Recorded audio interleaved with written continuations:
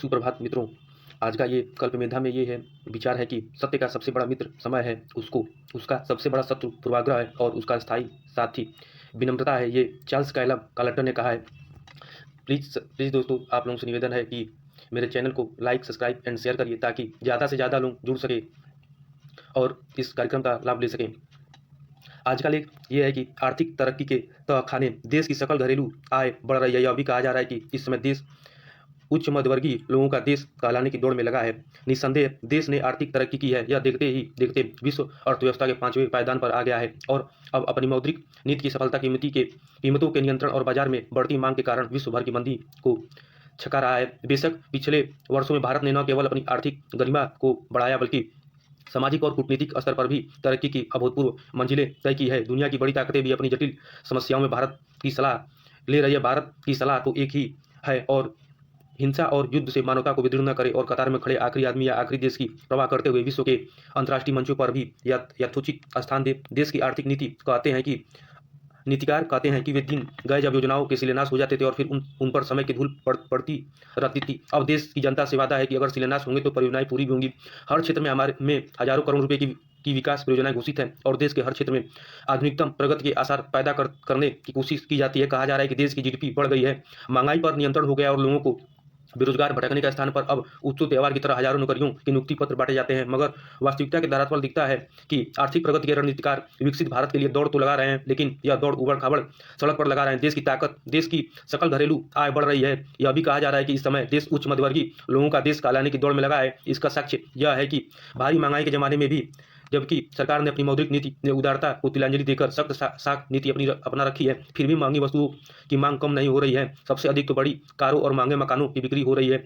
निवेशकों के लिए ऋण महंगे हो गए हैं, लेकिन उनकी किस्तें बढ़ने के बावजूद निवेशकों में ऋण की मांग कम नहीं हुई है। आज भी घरेलू निवेशकों को भरोसा है अपने देश के आर्थिक प्रतिदान का, बाजारों में मांग स्तर के बने रहने का और भरोसा है उन गारंटियों का जो प्रशासन उन्हें देता है। ऐसी सहज विश्वासी जनता किस देश में हो, भला उसे आर्थिक विकास की दौड़ में कौन पछाड़ सकता है। इसके बावजूद यह सवाल भी पूछा जा सकता है कि क्या यह प्रगति और उसकी रोशनी हर घर तक पहुंची। संविधान में दिए गए गरीब और अमीर का भेद मिटाने, उच्च और निम्न वर्ग के जीवन स्तर में अंतर कम करने और देश के खुशहाली सूचकांक को उदासीनता के चक्रव्यूह से निकालने का लक्ष्य पूरा हुआ है।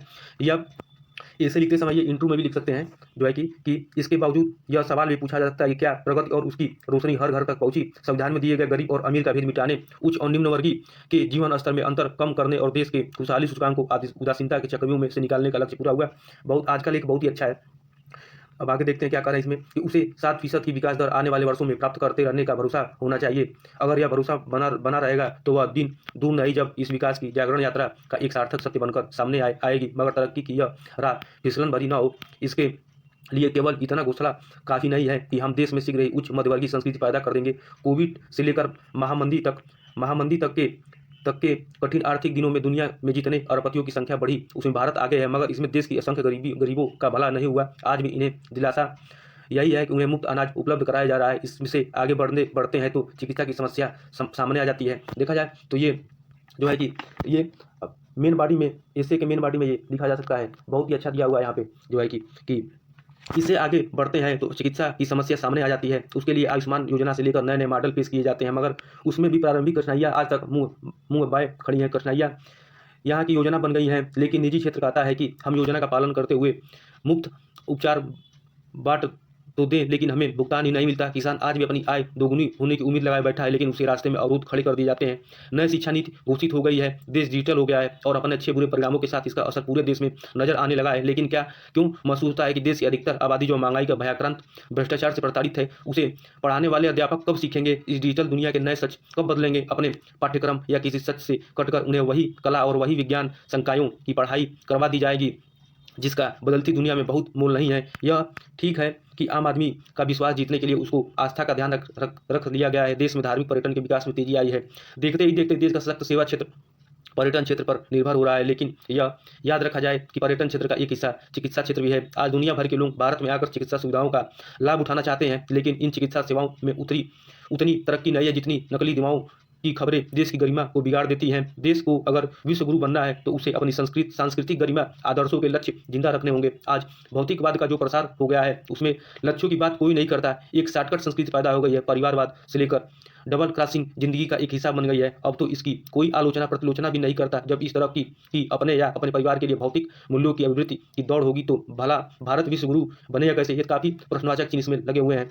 हम चाहे करते रहें कि हमें बहुत आर्थिक प्रगति कर ली है, लेकिन यह अनुकंपा की संस्कृति क्यों देश की उद्यम और कर्म नीति पर हावी है? देश का नौजवान आज भी उस आर्थिक जीवन की तलाश में मुल्क छोड़ पलायन क्यों कर रहा है?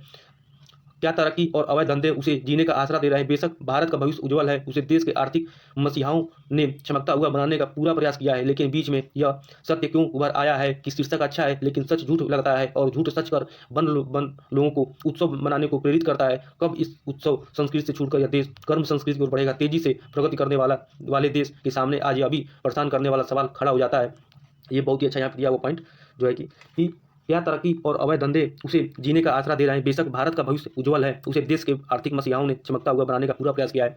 अब ये देखते हैं इसमें क्या है कि पूछा जा सकता है कि क्या यह प्रगति और उसकी रोशनी घर तक पहुंची? संविधान में दिए गरीब और अमीर का भेद मिटाने, उच्च और निम्न वर्ग के जीवन स्तर में अंतर कम करने और देश की खुशहाली सूचकांक को उदासीनता के चक्रव्यूह से निकालने का लक्ष्य पूरा हुआ। अंतर्राष्ट्रीय सूचकांक बता रहे हैं कि देश 8% की विकास दर को पार कर गया और उसे 7% की विकास दर आने वाले वर्षों में प्राप्त करते रहने का भरोसा होना चाहिए। अगर यह भरोसा बना रहेगा तो वह दिन दूर नहीं जब इस विकास की जागरण यात्रा